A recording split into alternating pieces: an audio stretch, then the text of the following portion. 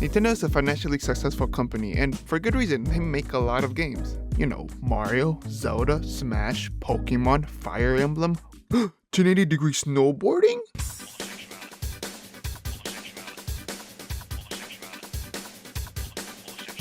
What a fucking banger. Good luck playing that in the South. We're gonna die now. That's it.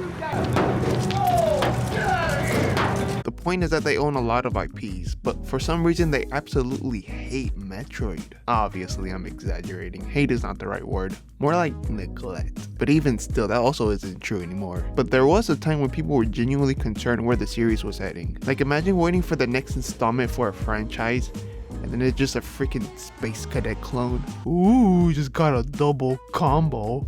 That'll make them think twice on committing galactical genocide. Like, man, imagine failing to save the galaxy just because you forgot your bowling shoes. Not a great time for Samus, but you know, everything has its ups and downs. And in this case, before the good times, there were bad times. And before the bad times, bam, there was Metroid Prime.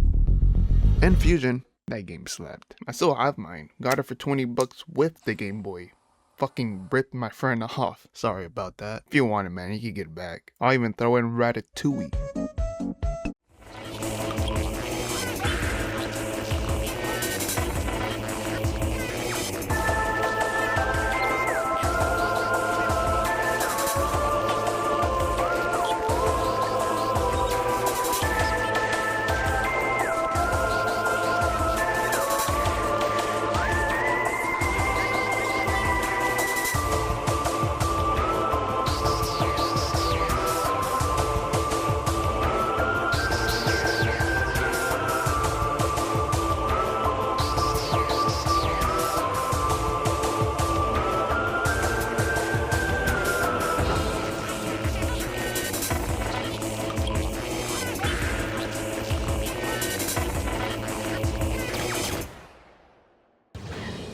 Son of a... Whoa, how did he die? Very unfortunate.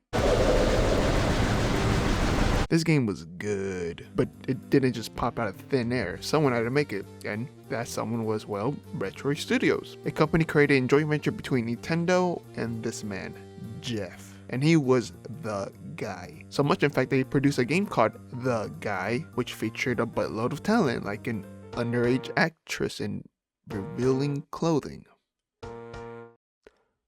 What a guy. The brand new studio was given a task to help create games for Nintendo's upcoming console, codenamed Dolphin. And man, did they not waste a single second. They already had up to, like, I believe 4 projects in the works. Pretty impressive. Even Shiggy got to see them in person during his trip to Austin, Texas. I bet that was such a huge morale boost. Imagine having the man himself take a look at your hard work and hating it. Despite being unimpressed by what he saw, something did catch his eye in the Metaforce project. I think it was the first person view aspect of the engine where he saw the most potential. Or maybe not, I don't freaking know. It's all convoluting. It's fucking But he did like their aliens. He was like, wow, your aliens can make great space pirates. Here's IP, go make a Metroid game. If it sucks, I don't care. I didn't make that shit. With that being said, you know the rest. The game got done. It was a massive success for the studio and Nintendo, and Jeff got fired. Apparently, you can't use company resources to maintain your adult website.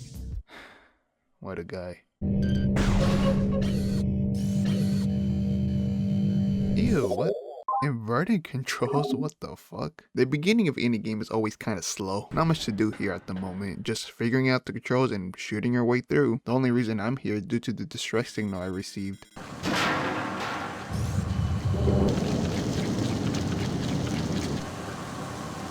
Damn, they're fine. It won't be long now before you finally reach your first grand opponent. Parasite Queen. Oh, we had one of those. People like to write off Miss Parasite for being the weakest of the bosses simply for being the first one. And while yeah, she's no Kraid, she's also not a leaking gas pipe. Honestly, I remember this fight a lot differently when I was younger. I can recall asking the dude who lent me the game in the first place if he would do me the favor of killing her for me. Like asking your older sibling to do the hardest part of the level. He was like, nah man, you can do it, I believe in you. And I was like, oh really? Oh shit, I died. And you know, that's fine, because eventually after trial and error, I won. By myself, which only made victory that much more sweeter. It felt so triumphing. Now fast forward 10 years and it's just like,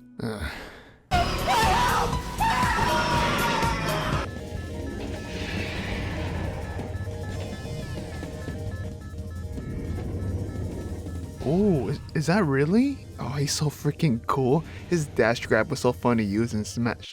Wait, no, he killed my parents. Fuck you, asswipe. I'm sure you guys heard of the term getting Metroid, right? If so, well then it shouldn't be a surprise what happens next. Don't worry, you'll get it back and plus some. But right now you're weak, ballless, practically neutered. It's fine though, Tallon isn't particularly difficult right now. Just an ecosystem filled with bugs, and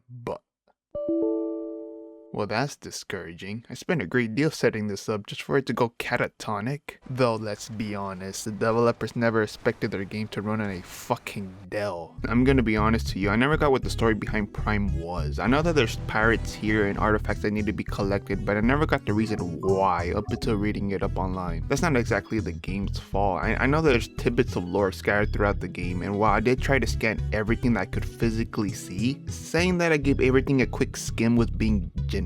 I guess it doesn't really matter as long as I'm having fun. Besides, there were other ways I was able to piece together what was happening, whether that be pirate laboratories or Lambert mining shafts. One thing was very certain, these guys don't belong here. And I guess it's up to me to shoo them away with my monstrosity of a blaster. What the fuck, this shit sucks. I need an upgrade fast. Oh my god. Is that... It's that thing. Yeah, it's what's it called? It's the Jerusalem world map from the 16th century. Retro, you sly bastard. You'd think I wouldn't notice. What I adore about this game is that you can never truly be lost. Sure, you might hit a wall and go, is this the right way? Even if you are wandering around dazed and confused on where you're at, eventually the game goes, hey, go this way. Oh, okay. I thought I had to fall into the acid water. My bad. Sure, it's a bit of hand-holding, but it's such a time saver that I don't care. I have a job, man. I gotta wake up early. Alright, second boss time. Well, actually fifth, but I don't really count those. They felt more like tutorial bosses. Flagra, on the other hand, is actually unique apart from being just angry foliage. Actually, it being a plant plays a critical role, seeing how you gotta redirect the light source it's receiving from the sun. No glucose for you, dipshit. Once that's done, he has a little tumble, giving you enough time to plant the bombs you acquired after defeating Mr. Firestick. Do that a couple of times and bam, you get your suit back, letting you traverse through even the most blistering hot regions. Whew, hot. That's like at least 90 degrees. My timer was pretty short, at least for right now. Nothing too special happened, just needed to grab a few items here and there. Have a little swim. Like, more caverns is great and all. Any place with lava is always gonna be a banger in my book. But man, Phendrana drifts hits differently. It just looks so fucking cool. The melody that plays here, it fits perfectly. Really sounds like a song straight out of a ballet or something. It's pleasant. It apparently even inspired Kevin Pinkin, a composer known for his amazing works in a lot of different media. It's a shame though that one of the minds behind this song, Kenji Yamamoto, shares the exact same name as another known composer, whose reputation is infamous for plagiarism. That's like seeing your name on a wanted poster for a crime you didn't commit. Whoa, it's like I'm Tony Hawk. I don't know where and how he comes up with these tricks the way he does. Nobody else does it. I'm sure this is useful somewhere, so I think it's best if I head out. Oh, it's Ridley. Look at him, not a care in the world. Now I can see why he has an easy time committing mass murder, slavery, and terrorism.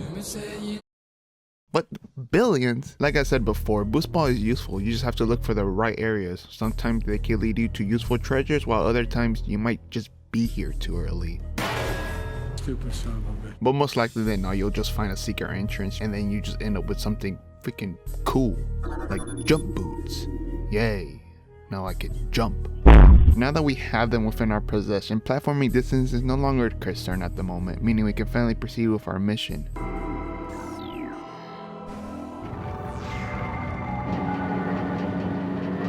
But really? Is that it? You know, for such a big ass room, I kind of expected, you know, something with much more... Oh, there it is. Shigop have poor stamina? Well, yeah, no shit. Yeah. Luckily for him, I'm stuck in this room, meaning I'm limited on where I can go. It also doesn't help that this plump ice cube has the ability to absorb my attacks, making my once feared Charge Blast into Baja Blast for him. Ooh. So you're kind of forced to do a little dance with it in order for you to deal any kind of real damage. But it shouldn't be anything too stressful, nothing most people can't handle. Not to mention the reward is worth it. Doki doki waku waku do do do do do do do do do do. Did I hit the door? As you probably already know, Prime isn't dialogue heavy. Hell, the series never really has been apart from text boxes and occasional voice acting. It's nice to have it of course, but it isn't necessary. There's plenty of environmental storytelling and literal text files that you could read through. From what I could tell after rewatching my game footage, most scans are practically a mini knowledge dump. Pirate logs detailing their activity on Tallon, planet details and their mini characteristics, even got some really lore hidden back here. Reconstruction of geoform, painful metamorphosis, mega genetic improvements with cybernetic modules and armor. Dang, did I fuck him up that bad? Nah, no, man is overly exaggerating. Probably just gave him like a bruised arm or something. You know, this is actually quite nice. Enemies are a lot more prominent thanks to this visor. You will not believe how easily I lost track of a pirate mid-fight. A part of that is due to the GameCube era controls as well as them having such a dull color palette, making them blend in with the dark, shadowy, dim, colorless rooms. Maybe my monitor brightness was down. In short, this visor really is a big help, especially in your next fight, where you face off against Thardus, a colossal boulder monster, which by the sounds of it should be very frightening, but instead I couldn't stop thinking.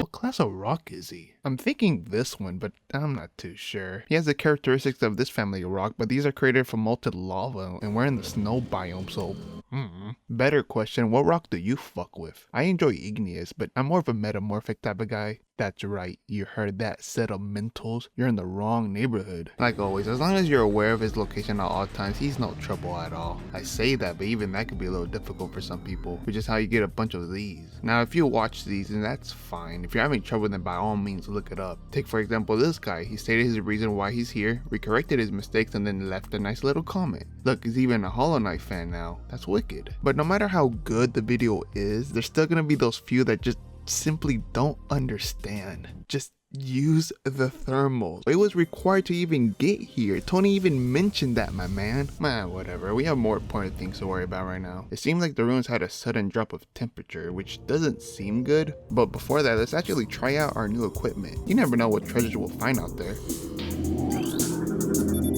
Oh, look at that beam go. Oh, this will come extremely handy for our next opponent. Bullshit.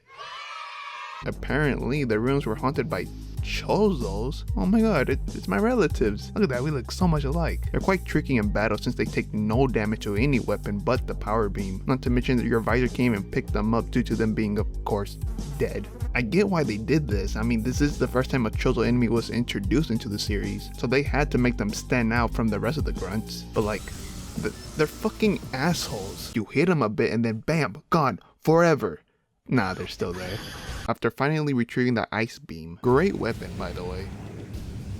Anyways, here's a sunken pirate ship. Great place to explore if it weren't for the fact that I swim like a sinking car battery, meaning that this is as far as I can go. So the obvious thing to do was to go wherever the game needs me, which apparently is no different. It's the same thing just with different music. The tentacle things are here as well as the cute fishes. Turns out the game heard my bitching, which explains why I found the gravity seal in this place. It's kind of funny how the one upgrade that's essential to traversing underwater is just chilling in a small cavity. No boss fight to endure, no labyrinth puzzle to partake in, just here, take it and leave. Bet you they probably had something planned for this item but never got around to it. Prime was on a time crunch, so it's not far from the realm of possibility. Or I could be completely wrong, I don't know. It was like 2001, 2002-ish. Studio most likely had a law on their mind, like the GameCube reception, the economy.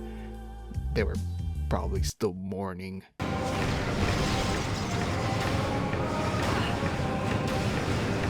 Well, okay then, man, you don't got to show off. Why is it that when I'm down here I get this relaxing feeling, like the atmosphere is telling me to just stop and doze off? It can't really be helped. I mean, everything's blue. Blue has always been associated with relaxation. Even the fish made this menacing pirate ship into a cozy condo. Almost makes me forget that I caused this. Sorry. Now, I'm not a marine animal expert, so I can't say how beneficial a metal space hole is to aquatic life, but I'm sure it's still a net positive, unlike the phase on mines. Just look at the air. This is worse than hitting a pack of Newports in a day. I'm aware that a lot of you niggas don't like me, but I don't care what. The mines are separated in 3 levels, the first one being the surface. That's where you first start at. Level 2 contains a lot of the technical stuff like vases and gizmos and computers. Now that just leaves the final level where I assume the big man himself resides, as well as the majority of this radiation crap. Honestly, I wouldn't have had a problem with this area. In fact, I really enjoyed it. Fighting enemies with invisible camo was pretty neat. Same goes for these massive dudes, but I think at one point I skipped a save station, or maybe I haven't got to one yet. The point is that I died to this invisible cock sniffer not once but twice, and each time I would start back here, which was like almost an hour of progress, at least for me. And yeah, I know I could have just made a save state. I'm on Dolphin after all, but I'm a purist, you know. I want to enjoy things as close to the original as I possibly can. Besides, these save states do nothing but hurt the experience and integrity of the games that are used on them. Why bother tarnishing a game like that? It makes no sense, and I can't seem to bring myself to do such a thing, especially on an incredible art piece that is nah, I'm kidding, I just forgot. I'm using an Xbox controller there, and there's nothing pure about any of this.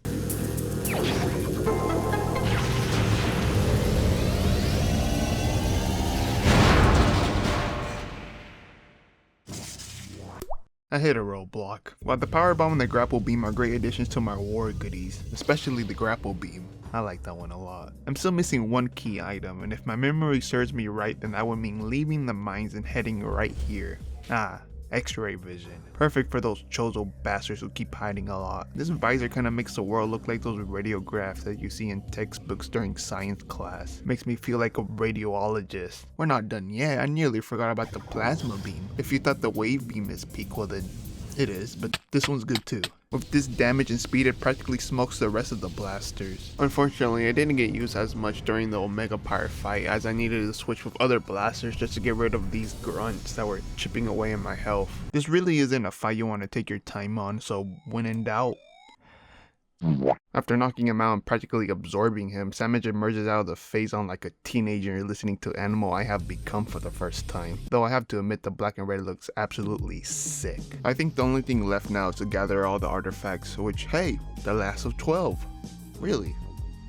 Yeah, I don't think so. To be fair, I think finding half of the artifacts without even trying is an accomplishment onto itself. Too bad by the end of it that achievement's outright tarnished simply because I had to look up the last one. Like, I don't mind using the internet to cheat a bit, but I'm sure there's some out there who think I just committed heresy, marked myself as a fake fan with this forbidden sin. Speaking of fans, you Metroid ones specifically, do you guys own any Metroid related stuff? Like, I enjoy the series, obviously, but I don't really own any merchandise of it, which is weird for me specifically because I own a bunch of random crap from franchises I have no part in, like the Splatoon amiibo, even though I never touch any of the games, or these Beanie Babies. I don't even like Beanie Babies. This one's British, what the fuck? With all the artifacts finally obtained, we head back to the temple. That's where you can finally open up a pathway straight to the crater, giving you a chance to finally end this disease that's been plaguing Tallon. So, you know, hopefully I don't get attacked right now. It's specifically carpet bombed. You know, that would ruin my day.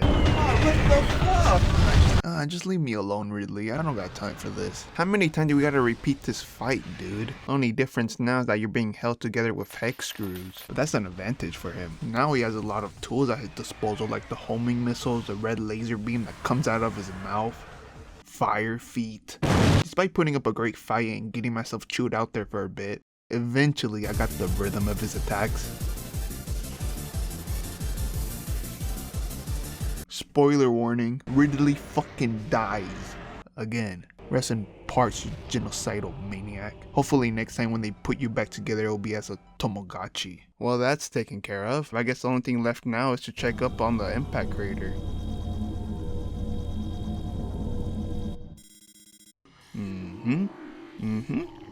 Yep. Orange. As you make your way down into the crater, the further you go in, the clearer everything starts to become on what exactly you stumbled upon. It's a hive. Yeah, you got the impact crater, which is their home. Then you got the bees, the workers, which are practically in the Metroids. And then you got the honey, which is whatever the hell this is. Now that just leaves the queen, which is very ugly. No offense to you, Miss Prime. Miss Prime, yeah, let's talk about that. Your name is Metroid Prime, meaning the pinnacle of all Metroids. This is peak for them. And let's not gloss over the fact it's also the game's name. Just goes to show how much significance Retro Studios put on this final boss. Move aside, Majora, your name's on the subtitle like the bitch you are. Fighting Metroid Prime consists of 2 phases. The first one's kinda straightforward. Dodges attacks and then return fire with your blaster. Now, whether that be ice, power, wave, or lava, depends solely on what color it's radiating from his body. Simple enough, if that was it. Unlike the rest of the enemies you face, Metroid Prime really makes you use every single arsenal within your disposal. That can range from the charge blast, the visor, or ball. Each tool has a purpose in the battle. But the grapple beam. It's like they forgot it even existed. Can't even swing around and feel all pretty and shit. It's not fair, man. Eventually, after taking away a decent amount of health, it becomes terrified of you. So much, in fact, that I tried several times to burrow away. Hey, we're supposed to kill each other. It's kind of funny actually, because every time I follow it, the fights seem to become more and more chaotic. Makes it feel like Prime is slowly becoming unhinged and outright desperate. And here I thought you were terrifying and strong, when in reality I could have just... Even in the last phase, when it's nothing but a floating tentacle head, it still tries to hide. Aww, he thinks he can run. Pull up the comment. Unlike some players, I can actually press down on the D-pad.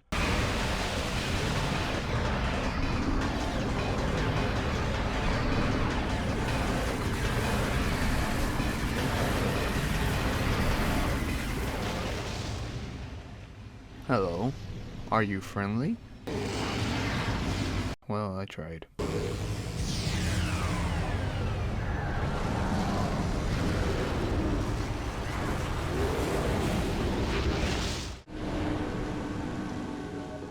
Overall, it's another classic within the GameCube library. A fun nostalgia trip for me. Really opened up my eyes to all the small details I missed during my first playthrough. Example, I didn't know there was a secret ending. This would have been mind-blowing back then. It requires 100% item collection, so, you know, the odds of me ever obtaining that was practically 0. At that point, I already moved on to bigger things. Here to show you how you can make your bike sound like a dirt bike. This game is like, what, slightly over 2 decades old? So you know how it is trying to convince someone younger than you to play a classic without sounding like an entitled prick. But I kinda understand where they're coming from. But this is where it all started. I don't care. I'm not playing Metroid. So whenever this version came out, I was quite joyful. Not so for me, but for all the new players that this remastered will bring. The more people interested in the series, the more Metroid crap we get in return. So it's a win-win. Still prefer the GameCube version, not because it's a superior version or anything stupid like that, just mainly personal reasons. But I heard the new one stays true to the original, refining the controls, giving it a more modern look, while at the same time still keeping a lot of the fun, quirks, and charm from the GameCube. So it doesn't really matter on which one you decide to play it on. I'm just happy to say you can't really go wrong with either one, unless you care about doors. The door's a little different. Sorry to all the door lovers out there, I feel your pain. I guess. Anyways, I've said my piece. It really isn't much for me to say, but to tell you to go play the game. It's such a good game. And if you played it already, well then play it again. Or don't, you know. Don't want to be pushy. You know, there's 3 more you can play. You know, there's about to be a 4th one. Yeah. Ridley's favorite rock is 100% crack. Hey, it's me. I'm a little quiet right now because everyone's asleep, so I'm gonna make this real quick. So thank you for sticking towards the end and actually watching the whole thing. That really does mean a lot to me, so thanks. Regarding the next upload, it is coming, okay? It's just not gonna take years like last time, I promise. Yeah, I don't really want to take any much more of your time, so I guess until next time, see ya.